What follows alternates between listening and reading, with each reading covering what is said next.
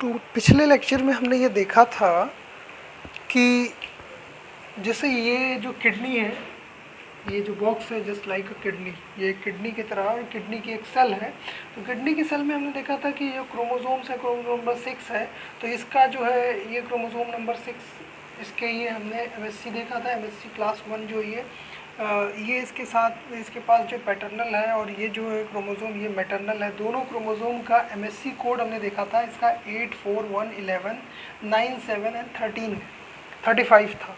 अगर इसको kidney transfer की जाती है, फॉर एग्जांपल ये अपनी किडनी इसको देती है, तो इनका जो कोड होगा, उनका कोड क्या है एमएससी का, A39, C16, B20, A7, C6, B15। अगर इस सेल को यहाँ पर दिया जाता है तो यहाँ पर क्या होगा, एमएससी डिफरेंट हो जाएगी, यानी इसकी एमएससी से मैच नहीं करेगी। इस केस में क्या होगा, नेचुरल किलर सेल्स इस सेल्स को किल कर देगी, जो सेल ट्रांसप्लांट की जाएगी। यानी ये सेल अगर इस किडनी के अंदर, ये किडनी है और किडनी के अंदर ये सेल है, यानी इस किडनी की ये सेल है और इसकी ये एमएससी है, नेचुरल किलर सेल इस एमएससी को पहचानता है। इसके अलावा अगर ये वाली सेल, यानी ये किडनी की सेल इसमें ट्रांसफ़र की गई, तो ये नेचुरल किलर सेल्स इस एमएससी को नहीं रिकॉग्नाइज करेगा, यानी इसको नॉन सेल्फ समझेगा। और नॉन सेल्फ समझने पे क्या होगा, natural killer cells perforin grain enzyme की हेल्प से इस सेल को, यानी इस किडनी को डिस्ट्रॉय कर देगा, तो ग्राफ्ट रिजेक्शन हो जाएगा। ये तो हमने लास्ट लेक्चर में देखा था। अब इस लेक्चर में हम एक चीज़ और देखते हैं कि फॉर एग्जांपल ये तो नेचुरल किलर सेल्स का एक काम था जो एमएससी को रिकॉग्नाइज करती है। यानी एमएससी का जो हम रोल देख रहे थे कि एमएससी का रोल किस तरह से है, क्या क्या रोल प्ले कर रहा है सेल के अंदर। तो एक तो हमने देखा कि एमएससी की हेल्प से नेचुरल किलर सेल्स को रिकॉग्नाइज कर रही है सेल्फ और नॉन सेल्फ में। दूसरी चीज़ है, मान लिया इस सेल के ऊपर किसी वायरस ने अटैक कर दिया, किसी बैक्टीरिया या वायरस ने अटैक कर दिया। For example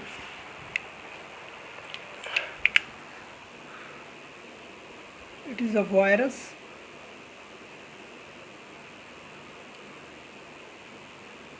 to enter in। ये यहाँ अंदर जाना चाहता है ये वायरस, तो ये सेल के अंदर पहुँच गया।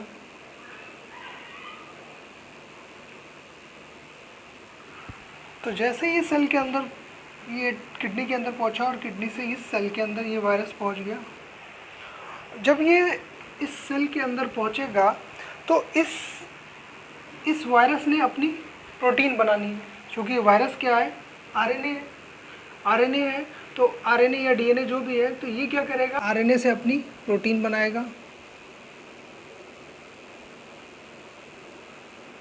और जब ये प्रोटीन बन जाएगी तो ये प्रोटीन क्या होगी, ईआर के अंदर जाए। चूँकि अगर सेल के अंदर देखें तो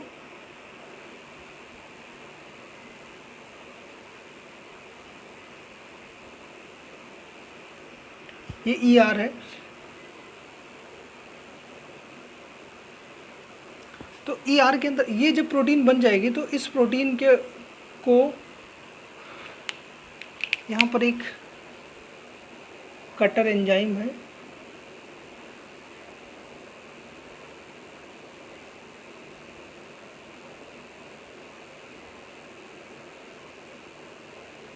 ये क्या करेगा, इस प्रोटीन का जो भी सेल के अंदर प्रोटीन बनती है, फॉर एग्जांपल ये प्रोटीन है, तो इस प्रोटीन का कुछ पोर्शन ये कटर एंजाइम कट कर देता है। और कट करने के बाद इसको क्या करता है, यहाँ पर एक दूसरी प्रोटीन होती है टैप। इस टैप की हेल्प से ये जो फ्रैगमेंट कट करता है, छोटे छोटे फ्रैगमेंट को कट कर देता है। यानी ये जो प्रोटीन, इस सेल के अंदर जो भी प्रोटीन बनेगी, उस प्रोटीन का कुछ पोर्शन ये प्रोटियोसोम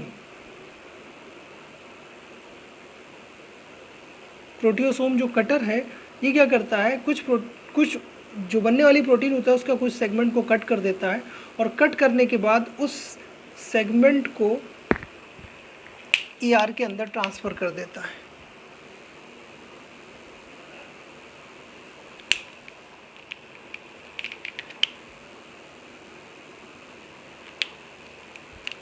तो ये फ्रैगमेंट्स हैं और ये फ्रैगमेंट्स ईआर के अंदर चले जाते हैं। यानी इस सेल के अंदर जो भी प्रोटीन बनेगी, चाहे वो इस सेल की प्रोटीन हो या बाहर से आने वाले किसी फॉरेनर की प्रोटीन, कोई फॉरेनर मान लीजिए वायरस है या बैक्टीरिया है या कोई फंजाई है, जब वो अपना जेनेटिक मटेरियल इस सेल के अंदर डालेगा और उससे वो mRNA बनाएगा, mRNA से प्रोटीन बनाएगा। जैसे ही ये प्रोटीन बनेगी तो ER के ऊपर एक एंजाइम लगा होता है, दैट एंजाइम इज कॉल्ड प्रोटियासोम। तो प्रोटियासोम क्या करता है, उस बनने वाली प्रोटीन का कुछ सैंपल काट लेता है और सैंपल काट करके ER के अंदर ट्रांसफ़र कर देता है टैप प्रोटीन की हेल्प से। तो टैप प्रोटीन क्या करती है, इस सेगमेंट को जो छोटे छोटे उसने फ्रेगमेंट तोड़े हैं, वो फ्रेगमेंट ER के अंदर चले जाते हैं और ER के अंदर पहले से ये जो क्लास 1 MHC मॉलिक्यूल और क्लास 2 MHC मॉलिक्यूल का फॉर्मेशन हो रहा है। तो क्लास 1 और क्लास 2 क्या करता है, अगर हम देखें तो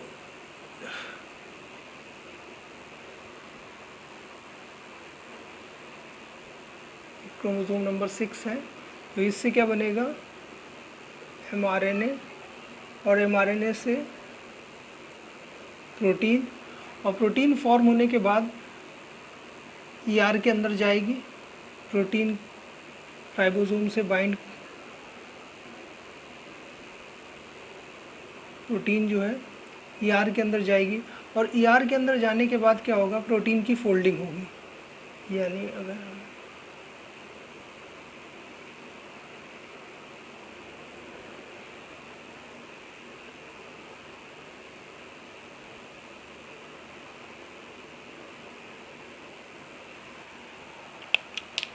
अब क्या होगा, ये जो MHC का जीन बना है class first MHC, class first MHC क्या है, ये यहाँ क्लास फर्स्ट MHC किसे में रहेगा, क्रोमोसोम नंबर 6 का जो जीन है, ये वाला जीन है MHC1। ये जीन क्या करेगा, mRNA बनाएगा, mRNA से प्रोटीन बनेगी और प्रोटीन क्या होगी, ER के अंदर जाएगी फोल्डिंग के लिए। तो जब ये प्रोटीन अंदर आएगी, फोल्ड होगी, तो ये 3 ग्लोबिन में, यानी एक पॉलीपेप्टाइड जो है 3 ग्लोबुलर पार्ट बनाएगी, 3 डोमेन्स बनाएगी। ये हो जाएगा अल्फ़ा 1, अल्फ़ा 2, अल्फ़ा 3, 3 डोमेन्स होंगे। इसके बीच में वेरिएबल पोर्शन होगा। ये वेरिएबल पोर्शन होता है जो भी इस सेल के अंदर, यानी इस सेल के अंदर जो भी प्रोटीन बन रही है, उस प्रोटीन का जो सैंपल प्रोटियासोम ने तोड़ा है, वो सैंपल जब ER के अंदर जाता है तो वो सैंपल क्या होता है, इस MHC मॉलिक्यूल से बाइंड करता है, MHC के वेरिएबल रीजन से बाइंड करता है।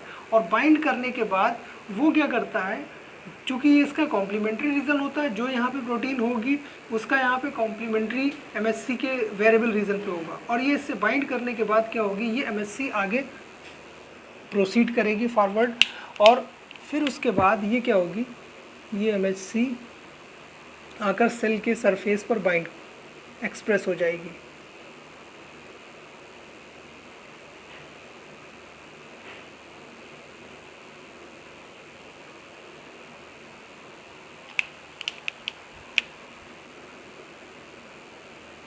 तो जो ग्रीन पोर्शन है, ये दूसरी पॉलीपेप्टाइड है, ये एक सिंगल पॉलीपेप्टाइड है जो क्रोमोसोम नंबर 6 से बनी है, और जो ये वाली पॉलीपेप्टाइड है, ये एक दूसरी पॉलीपेप्टाइड है, ये क्रोमोसोम नंबर 15 से, यानी यहाँ पर इसी सेल के अंदर, न्यूक्लियस के अंदर दूसरा क्रोमोसोम है, क्रोमोसोम नंबर 15।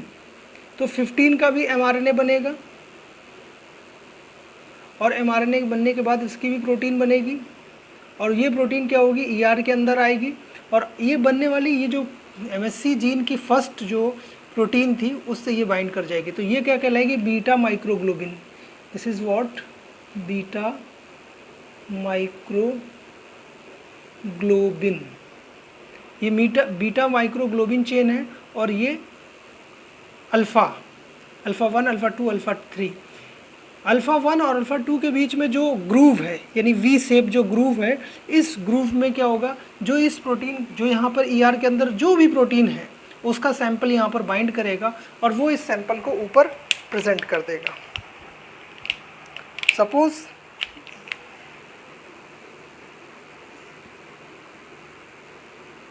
ये प्रोटीन इसने प्रेजेंट कर दिया, यानी जो क्लास 1 MHC बनी, ये इस सेल ने क्लास 1 MHC को एक्सप्रेस किया, और एक्सप्रेस करने के साथ क्या हुआ, इसने इसकी प्रोटीन को यहाँ पर प्रेजेंट कर दिया, वायरस की प्रोटीन को। जैसे ही वायरस की प्रोटीन एक्सप्रेस करेगी ये सेल, तो इससे क्या होगा, टी हेल्पर सेल्स जो टीसी सेल्स है ये क्या करेगी, इस एंटीजन को रिकॉग्नाइज कर लेगी, और जैसे ही इस एंटीजन को रिकॉग्नाइज कर लेगी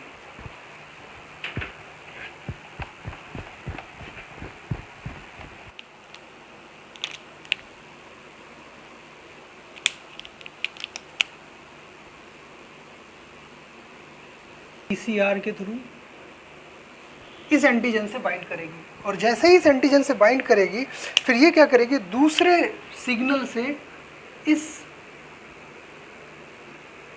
एमएससी से बाइंड करेगी, यानी ये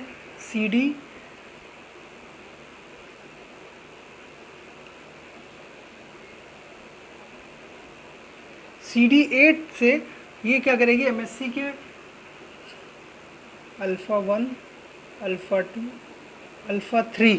अल्फ़ा 3 डोमेन से बाइंड करेगी, और बाइंड करने के बाद कंफर्म करेगी कि ये क्लास 1 एमएससी के साथ प्रेजेंट किया गया है या नहीं।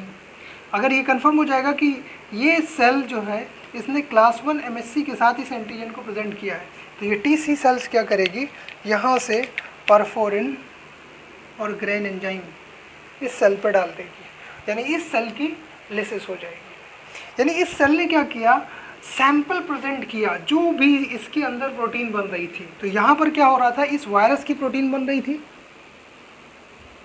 ये वायरस सेल के अंदर चला गया था, तो वायरस की प्रोटीन यहाँ पर बन रही थी, उसके अलावा इसकी अपनी भी प्रोटीन बन रही थी। तो जो इस सेल की अपनी प्रोटीन होती है वो अगर यहाँ बाइंड होकर के आएगी तो टीसी सेल जो है, ये टीसी सेल उस प्रोटीन से बाइंड नहीं करेगी। तो जब उससे बाइंड नहीं करेगी तो सेल किल नहीं करेगी सेल को, और अगर इस सेल के अंदर कोई दूसरी अननोन प्रोटीन बन रही होगी, चाहे वो वायरस की प्रोटीन हो, चाहे वो कैंसरस सेल्स की कैंसर प्रोटीन हो, यानी कोई अगर किसी सेल में कोई कैंसर हो जाएगा तो वो भी सेल क्या करेगी, वो नॉर्मल तो होगी नहीं, एबनॉर्मल सेल हो जाएगी, और एबनॉर्मल सेल एबनॉर्मल प्रोटीन बनाएगी, यानी वो अननोन प्रोटीन होगी जो इस सेल्स के लिए नोन नहीं होगी, जिसको टीसी सेल्स भी नहीं पहचान पाएगी।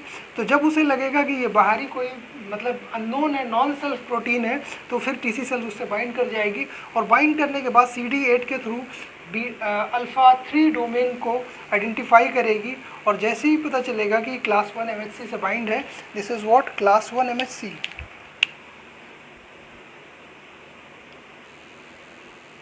तो क्लास 1 MHC से एंटीजन जब बाइंड होकर के आएगा तो ये क्या करेगी, फिर इसकी लिसिस कर देगी, यानी कैंसर के केस में भी इस सेल की लिसिस कर देगी टीसी सेल्स, और अगर कोई वायरस, कोई बैक्टीरिया, कोई फंजाई कोई भी एंटर कर जाएगा और उसकी अगर प्रोटीन बनेगी तो वो जैसे ही मान लीजिए बैक्टीरिया एंटर करेगा या वायरस एंटर करेगा या कोई फंजाई एंटर करेगा, तो वो अपना जेनेटिक कॉन्स्टिट्यूएंट अंदर करेगा। जेनेटिक कॉन्स्टिट्यूएंट से यानी डीएनए, आरएनए कुछ भी होगा, तो अगर डीएनए एंटर करेगा तो डीएनए से आरएनए बनेगा, आरएनए से प्रोटीन बनेगी।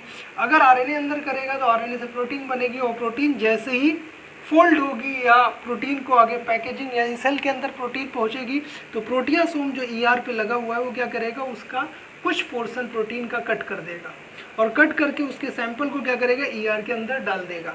जैसे ही वो सैंपल ईआर के अंदर पहुंचेगा, इसी ईआर के अंदर एमएससी का जीन जो है, सेल का एमएससी का जीन एमआरएनए बनाएगा, एमआरएनए से प्रोटीन बनेगी, और प्रोटीन ये क्या करेगी, फोल्ड होने के लिए ईआर के अंदर जाएगी, और यहीं पर ये एमएससी क्लास 1 एमएससी का बीटा माइक्रोग्लोबिन जीन जो क्रोमोसोम नंबर 15 पर है वो एमआरएनए बनाएगा, उससे प्रोटीन बनेगी, वो भी प्रोटीन फोल्ड होने के लिए ईआर में आएगी, और दोनों प्रोटीन साथ में असेंबल्ड होगी। असेंबल्ड होने के दौरान यहाँ पर जो पहले से सैंपल मौजूद है, चाहे वो एंटीजन का हो चाहे ये इसी सेल का हो, तो इससे क्या करेगा, इस एमएससी के वेरिएबल ग्रुप पोर्शन से बाइंड करेगा, और बाइंड करने के बाद ये क्या करेगा, आगे प्रोसीड करेगा ईआर से गोल्जी बॉडी, और गोल्जी बॉडी के बाद ये सेल के सरफेस पर यहाँ पर प्रेजेंट कर देगा। यानी MHC class first MHC cell के सरफेस पर आ गई, और इसकी एमएससी के जो वेरिएबल ग्रुव है इस पर क्या है, एंटीजन बाइंड है, यानी वो प्रोटीन जो नॉन सेल्फ है। अगर ये सेल्फ प्रोटीन होगी तो टी सेल की ऐसी ट्रेनिंग होती है कि ये सेल्फ प्रोटीन को छोड़ देती है और नॉन सेल्फ प्रोटीन से बाइंड कर लेती है। नॉन सेल्फ प्रोटीन से जैसे ही बाइंड करेगी, CD8 के थ्रू कंफर्म करेगी कि ये जो प्रोटीन प्रेजेंट की गई है या जो प्रोटीन ये सेल शो कर रही है वो किसके थ्रू से शो कर रही है, क्लास 1 MHC के थ्रू शो कर रही है या नहीं। अगर क्लास 1 MHC के थ्रू शो करती है और ये कंफर्म हो जाता है CD8 के थ्रू, तो फिर ये सेल क्या करती है, परफोरिन और ग्रेन एंजाइम का सिक्रीशन कर देती है। है और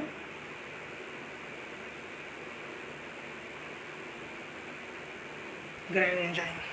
तो ये तो एक मैकेनिज्म थी, इस तरह से सेल जो है अपने आप को बचाती है, या सेल का जो इम्यून सिस्टम है टीसी सेल्स इस तरह से किल करती है। तो ये वायरस जो था, इसमें से कुछ वायरस बच के बाहर निकले, उन्हें पता चल गया कि इस सेल को ब्लास्ट करने जा रही है ये टी सेल्स, तो इसमें से कुछ वायरस बाहर भाग निकले और भाग करके अपनी कम्युनिटी में जाके बता दिया देखो वहाँ मत घुसना। अगर उस सेल के अंदर चले गए तो वहाँ पर एक नुकसान हो सकता है कि वहाँ पर जो MHC है अगर उससे तुम माइंड कर गए तो फिर वो क्या करेगी, टीसी सेल्स पे प्रेजेंट कर देगी और टीसी सेल्स उस सेल को उड़ा देगी, उसमें तुम भी मारे जाओगे, ये खतरा है। तो वायरस ने सुना कि अच्छा ऐसा है, बिल्कुल ऐसा ही है, बहुत ख़तरनाक है वहाँ का इम्यून सिस्टम, उस पर जाने की कोशिश मत करना। तो ऐसे में क्या किया, वायरस जो था वो बहुत क्लेवर था, उसने कहा अरे मेरे पास एक टेक्निक है। कहें कि टेक्निक क्या मैं न्यूक्लियस के अंदर जा सकता हूँ? कहा हाँ बिल्कुल न्यूक्लियस के अंदर आप जा सकते हो। तो वायरस जो है उसका दूसरा वायरस आया और उसने क्या करा, अपना RNA यहाँ पर प्रेजेंट किया और प्रेजेंट करने के बाद उसने जाकर के इस जीन को स्विच ऑफ कर दिया। किस जीन को?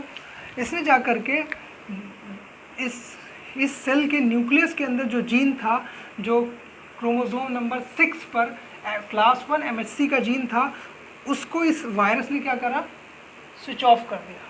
यानी उस जीन को जब स्विच ऑफ कर दिया तो उससे mRNA नहीं बना, mRNA नहीं बना तो प्रोटीन नहीं बनी, प्रोटीन नहीं बनी तो प्रोटीन फोल्डिंग होने के लिए ER के अंदर नहीं गई, ER के अंदर नहीं गई तो जब इसने इसकी जब प्रोटीन वायरस की बनी, वायरस की जब प्रोटीन बनी तो वो क्या हुआ, कटिंग हुई, कटिंग होने के बाद ER में पहुंची। ER में ऑलरेडी पहले से MHC की कोई भी प्रोटीन मौजूद नहीं थी, इसलिए क्या हुआ कि वो प्रोटीन MHC से बाइंड नहीं की, और बाइंड नहीं की तो सेल के सरफेस पर वो प्रोटीन नहीं पहुंची। ऐसे में वायरस बहुत खुश हो गया, चलो मैं सक्सेसफुल रहा कि मुझे पार्टी करना चाहिए। तो सब पार्टी करने लग गए कि बस अब तो हम बच गए, हमको ये सेल नहीं मार पाई और हम टीसी सेल्स से बच गए। ऐसे में क्या हुआ, टीसी सेल्स से तो ये बच गए, बट यहाँ से गुजरने वाली दूसरी सेल थी NK सेल। NK सेल जब यहाँ से, अब चूँकि जब इसने क्लास 1 MHC के जीन को जब स्विच ऑफ कर दिया तो ऐसे में क्या हुआ, इस सेल के ऊपर जो क्लास 1 MHC की डेंसिटी थी वो ख़त्म हो गई, यानी इस सेल के ऊपर क्लास 1 MHC है ही नहीं। ऐसे में नेचुरल किलर सेल्स जब यहाँ से गुजरी, उसने चेक किया कि इस सेल के पास तो MHC है ही नहीं। तो नेचुरल किलर सेल की ड्यूटी है कि अगर किसी सेल के पास MHC नहीं है, क्लास 1 MHC प्रेजेंट नहीं करती है कोई सेल, तो नेचुरल किलर सेल्स उस सेल की लिसिस कर देगी, उस सेल को गोली मार देगी। तो ये इस वायरस की ने अक्लमंदी दिखाई थी कि इसने क्रोमोसोम नंबर 6 के क्लास 1 MHC जीन को स्विच ऑफ तो कर दिया था, उससे ये MHC के थ्रू प्रेजेंट होने से टी सेल के अटैक से तो बच गया, बट इसको ये नहीं पता था कि दूसरी जो नेचुरल किलर सेल्स है वो क्लास 1 MHC प्रेजेंट ना होने की बिना पर भी इस सेल की लिसिस कर देगी। और ऐसे में क्या हुआ, इसने नेचुरल किलर सेल्स ने इस सेल को फिर से किल कर दिया। यानी इसका मतलब है कि MHC जो है, क्लास 1 MHC जो है, वो इस सेल की आइडेंटिटी को प्रेजेंट करती है और उसके अलावा ये नेचुरल किलर सेल्स से बचने के लिए भी एक प्रॉपर डेंसिटी को मेंटेन रखती है। अगर उससे कम डेंसिटी हो जाती है, नेचुरल किलर सेल्स उस सेल की लिसिस कर देगी। यानी अगर सपोज इसकी नॉर्मल डेंसिटी है कि इसके ऊपर 10,000 MHC मॉलिक्यूल पाए जाने चाहिए, तो अगर 10,000 से कम हो गए, यानी बहुत नंबर कम हो जाएगा, तो नेचुरल किलर सेल्स इस सेल की लिसिस कर देगी। तो एक तो ये, यानी इसका मतलब इस जीन को भी स्विच ऑफ नहीं किया जा सकता है, MHC के जीन को। और अगर MHC का जीन स्विच ऑफ नहीं होगा तो वो क्या करेगा, उस सेल में बनने वाली हर एक प्रोटीन को प्रेजेंट करेगा सेल के सरफेस पर। अगर वो प्रोटीन इस सेल की होगी, यानी सेल्फ प्रोटीन होगी, तो वो सेल्फ प्रोटीन से TC सेल्स बाइंड नहीं करेगी, क्योंकि TC सेल्स की ट्रेनिंग इस तरह से होती है कि वो सेल्फ प्रोटीन से बाइंड नहीं करती है, जबकि बाहर से आने वाली किसी भी प्रोटीन से वो बाइंड कर जाती है, किसी भी एंटीजन से, एंटीजेनिक डिटर्मिनेंट से वो बाइंड कर जाती है। और जब बाइंड कर जाती है तो वो CD8 के थ्रू MHC क्लास 1 को रिकॉग्नाइज करती है, कंफर्म करती है कि ये जो एंटीजन प्रेजेंट किया गया है वो क्लास 1 एमएससी से किया गया है या नहीं। जब क्लास 1 एमएससी से कंफर्म हो जाता है तो फिर ये सेल क्या करती है, परफोरिन और ग्रेनिंजाइम की हेल्प से इस सेल की लिसिस कर देती है।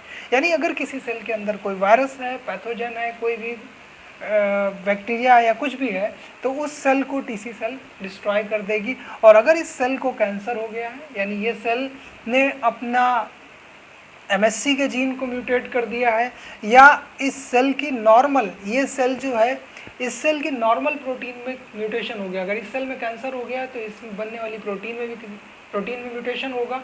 और म्यूटेटेड प्रोटीन जब ये ईआर के अंदर पहुंचेगी, यानी यहाँ प्रोटियासोम उसको कट करेगा, टैप प्रोटीन के थ्रू ईआर के अंदर जाएगी और एमएससी से बाइंड करेगी, और एमएससी से बाइंड करके सेल के सरफेस पर आएगी।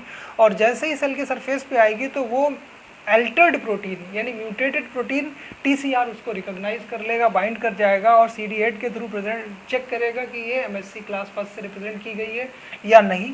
अगर ऐसा होता है, क्लास फर्स्ट एमएससी से रिप्रेजेंट की जाती है, तो फिर क्या करेगा, ये इसकी किलिंग कर देगा। तीसरा और एक तरीका है कि अगर कोई सेल कैंसरस सेल होती है तो वो अपने सरफेस पर, सेल के सरफेस पर माइका प्रोटीन प्रेजेंट करती है, और माइका प्रोटीन को देखकर भी नेचुरल किलर सेल्स उसको डिस्ट्रॉय कर देती है। तो ये तो एक तरीका है एमएससी मॉलिक्यूल्स किस तरह से सेल्स में सेल्फ और नॉन सेल्फ को रिकॉग्नाइज करते हैं। अब हमें ये देखना है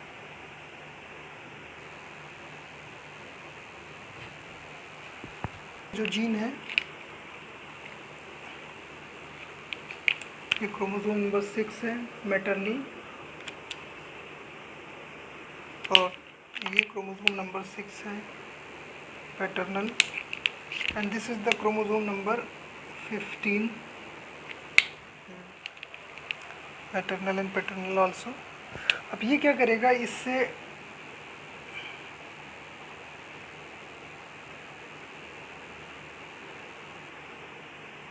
mRNA and then protein. Protein बनने के बाद क्या होगा,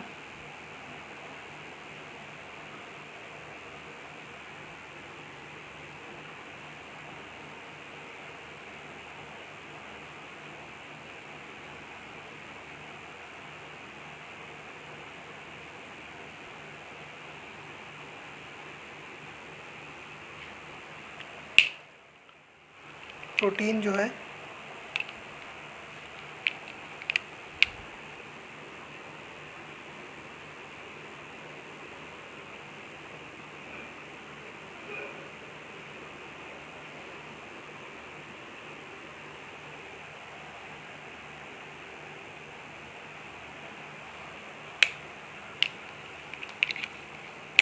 इससे भी जो है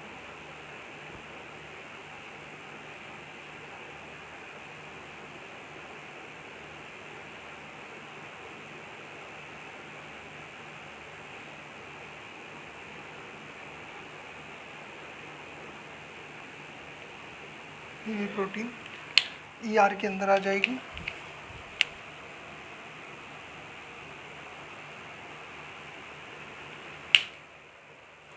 जैसे ही ये ईआर के अंदर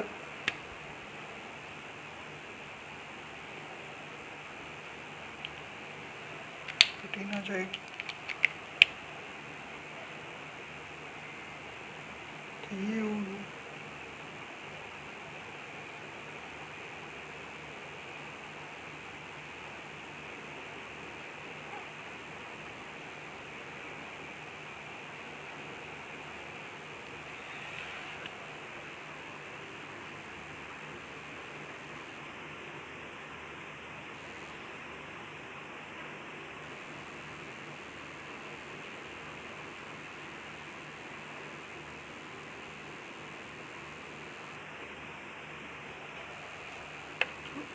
अल्फ़ा 1, अल्फ़ा 2, अल्फ़ा 3 डोमेन है।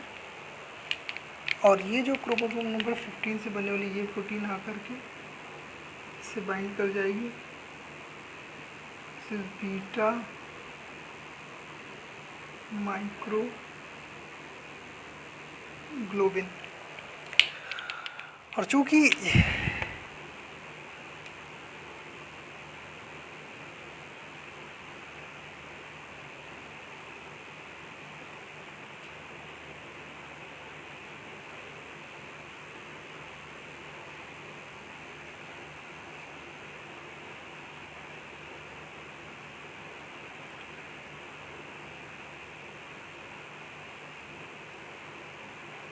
प्रोटियोसोम है।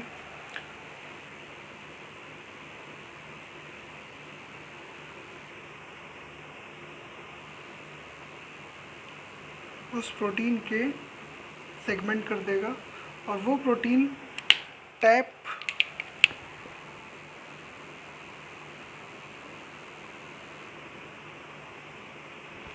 के थ्रू क्या होगी, अंदर चली जाएगी।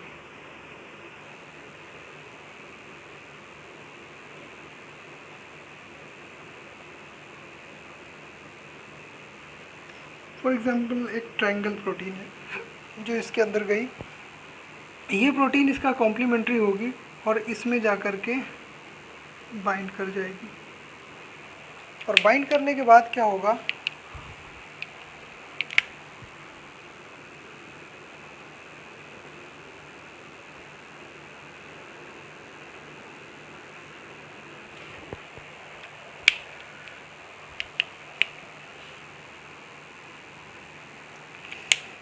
ये आगे जाएगी और फिर उसके बाद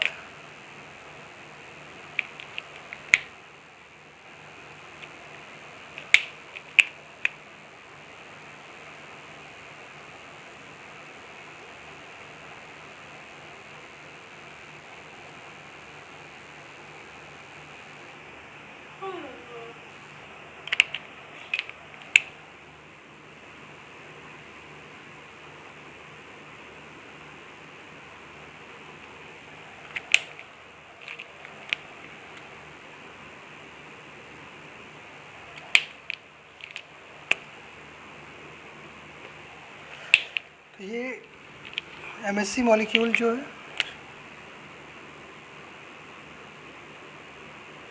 क्लास फर्स्ट एमएससी, ईआर से गोल्जी बॉडी और गोल्जी बॉडी के बाद ये सेल के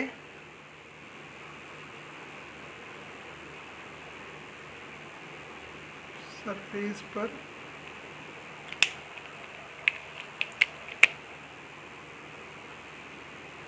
आए और इसके सरफेस पर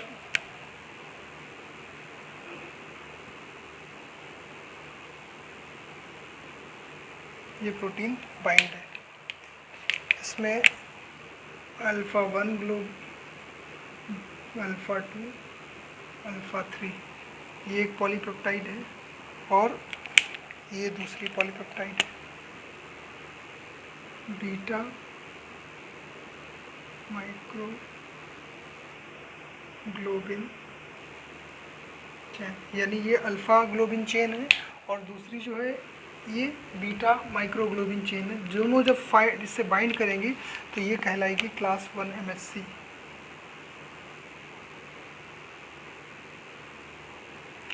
और ये किससे बाइंड है, जो इस सेल के अंदर प्रोटीन का फॉर्मेशन हो रहा है या कोई भी प्रोटीन इस सेल के अंदर है, उस सेल का ने इस सेल में जो भी प्रोटीन बन रही है उस प्रोटीन को एमएससी ने सैंपल के फॉर्म में ऊपर प्रेजेंट किया है। अब अगर ये इस सेल की सेल्फ प्रोटीन है और अल्टर प्रोटीन नहीं है, म्यूटेटेड प्रोटीन नहीं है, तो इससे कोई भी टी सेल बाइंड नहीं करेगी और इस सेल की लिसिस नहीं होगी। अगर इस सेल के अंदर जो प्रोटीन इसने बनाया, यहाँ पर प्रेजेंट किया है, अगर वो वायरल प्रोटीन है, वो बैक्टीरियल प्रोटीन है, वो पैथोजेनिक कोई भी प्रोटीन है, या फॉर एग्जांपल इस सेल में कैंसर हो चुका है, कैंसर होने की वजह से जो बनी हुई प्रोटीन है वो अल्टर प्रोटीन है, तो वो अल्टर प्रोटीन जब इसके सेल के सरफेस पर जाएगी तो उसे टीसी सेल बाइंड कर जाएगी और बाइंड करने के बाद इस सेल की लिसिस कर देगी। तो हमने ये देखा कि किस तरह से क्लास 1 एमएससी का जीन से protein, class 1 MSc protein develop हो रही है। तो इसका जीन किस में है, क्रोमोसोम नंबर 6 पर पाया जा रहा है। इससे एमआरएनए बन रहा है, एमआरएनए से प्रोटीन बन रही है और ये प्रोटीन क्या हो रही है, ईआर से, यानी ये राइबोसोम से बाइंड करती है और राइबोसोम से बाइंड करने के बाद ईआर के अंदर एंटर करेगी और ईआर के अंदर एंटर करने के बाद इसके अंदर डाइसल्फाइड बॉन्ड का फॉर्मेशन होगा। यानी अगर हम देखें तो ये सारे ग्लोबिन चेन के बीच में डाइसल्फाइड बॉन्ड बन रहा है, ये जितने भी डोमेन बन रहे हैं इनके बीच में डाइसल्फाइड बॉन्ड, इनके बीच में डाइसल्फाइड बॉन्ड बन रहा है। तो इस वजह से ये डोमेन का फॉर्मेशन हो रहा है, डाइसल्फाइड बॉन्ड बनेगा और इसी के अंदर जो प्रोटीन है सैंपल वो इससे बाइंड करेगा, इसके वेरिएबल ग्रुप से, और बाइंड करने के बाद इस प्रोटीन को ट्रांसलोकेट कर दिया जाएगा गोल्जी बॉडी में, गोल्जी बॉडी में, ER के बाद गोल्जी बॉडी, और गोल्जी बॉडी से सेल के सरफेस पे प्रेजेंट कर दिया जाएगा। तो इस तरह से क्लास फर्स्ट MSC का फॉर्मेशन होगा। और पूरी सेल के ऊपर जो क्लास फर्स्ट MSC बनेगी, तो हमने क्लास फर्स्ट MSC के जीन देखे थे। अगर हम इस क्रोमोसोम को देखें,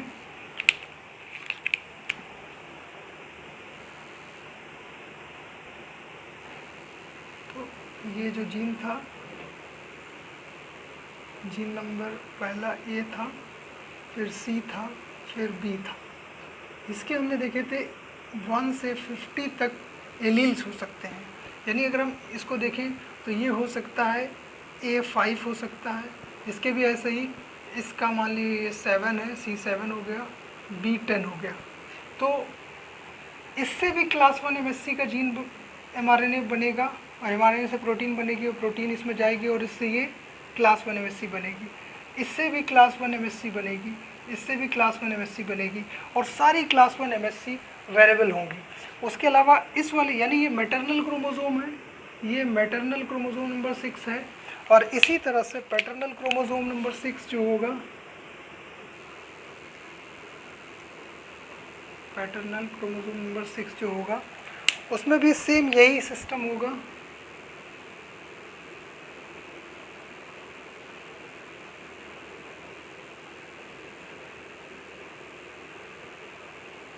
इसके भी मान लिया ये A10 है, C12 है, B17 है। तो ये इससे भी mRNA बनेगा, इससे भी mRNA बनेगा, इससे भी mRNA बनेगा, इससे भी प्रोटीन बनेगी, इससे भी प्रोटीन बनेगी, इससे भी प्रोटीन बनेगी, और ये सारे मिलकर के क्लास फर्स्ट MSC के प्रोटीन का फॉर्मेशन करेंगे। तो सेल के ऊपर बहुत सारे MSC बन जाएंगे, यानी 3 इससे बन जाएंगी, 3 इससे बन जाएंगी, तो 6 MSC मॉलिक्यूल जो है इस सेल के ऊपर प्रेजेंट करेगा। इसके अलावा जो हमने दूसरा जीन बनाया था, ये था क्लास फर्स्ट MSC का,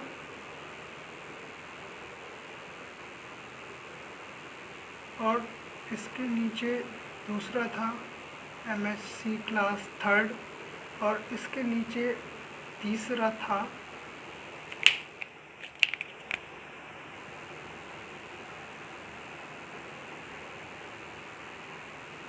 class second.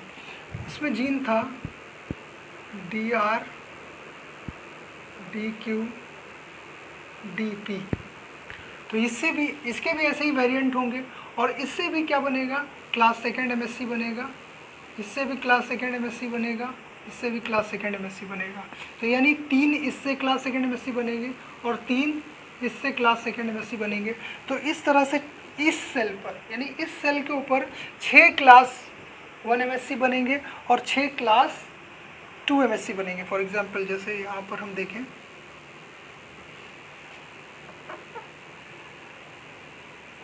DR, DQ, DP, DR मान लिया 5,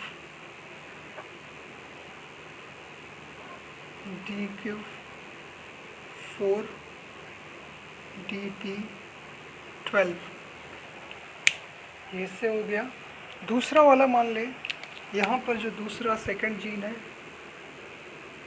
DR, DQ, DP,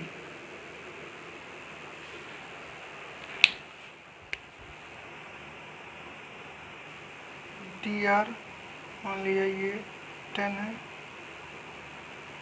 DQ मान लिया 8 है, और DP मान लिया 17 है।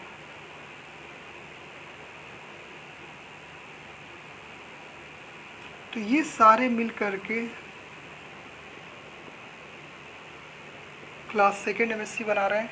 6 क्लास सेकेंड MSC बनेंगे। ऐसे ही क्लास फर्स्ट MSC बनेंगे, कितने बनेंगे,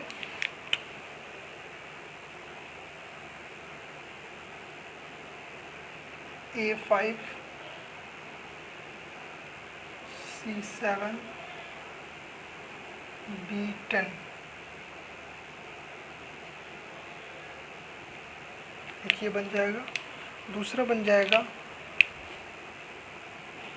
A10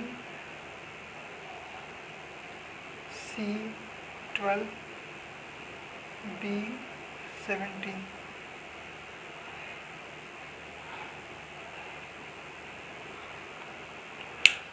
तो अगर देखें ये सारे क्या बना रहे हैं,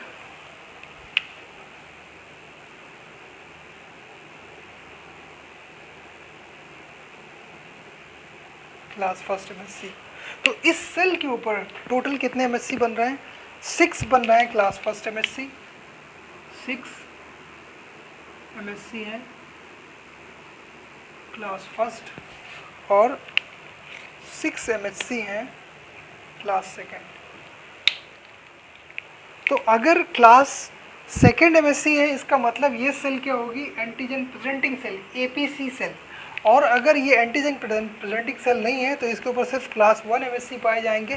तो जितने जीन होंगे ये 1000 के नंबर्स में, मतलब थाउजेंड्स क्या मिलियंस ऑफ एमएससी मॉलिक्यूल्स जो हैं इस सेल के सरफेस पर मौजूद रहेंगे, और जिसको टी सेल्स और नेचुरल किलर सेल्स रिकॉग्नाइज करती हैं और उसके बाद इम्यून सिस्टम को एक्टिवेट करती हैं कि किस तरह से वो डिफेंस प्रोवाइड करती हैं, कैसे वो सेल्फ और नॉन सेल्फ को रिकॉग्नाइज करती हैं। अगर किसी इंडिविजुअल के अंदर कोई सेल ट्रांसफ़र की जाएगी तो उसकी एमएससी भी प्रेजेंट करी जाएगी। मतलब अगर कोई किसी, फॉर एग्जांपल अगर मेरे अंदर किडनी को ट्रांसफ़र किया जाएगा, किसी किडनी को ट्रांसप्लांट किया जाएगा, तो जो अपनी किडनी ले मेरे अंदर ट्रांसफ़र करेगा तो उसकी एमएससी मेरे अंदर आ जाएगी, और हमारे अंदर की इम्यून सेल उसकी एमएससी को नॉन सेल्फ रिकॉग्नाइज करेगी, और नॉन सेल्फ रिकॉग्नाइज करेगी तो उस किडनी को रिजेक्ट कर देगी। तो यानी ये एक तरह से इस सेल की एमएससी जो होता है इस सेल का फिंगरप्रिंट होता है। आज यहीं तक रखते हैं। नेक्स्ट क्लास में हम देखेंगे क्लास सेकेंड एमएससी किस तरह से प्रेजेंट करता है, और क्लास फर्स्ट एमएससी तो हमने ये देख लिया है कि क्लास सेकेंड एमएससी जो एपीसी पे प्रेजेंट होता है वो किस तरह से एंटीजन को प्रेजेंट करता है, क्योंकि इसमें दो तरह का प्रेजेंटेशन होता है।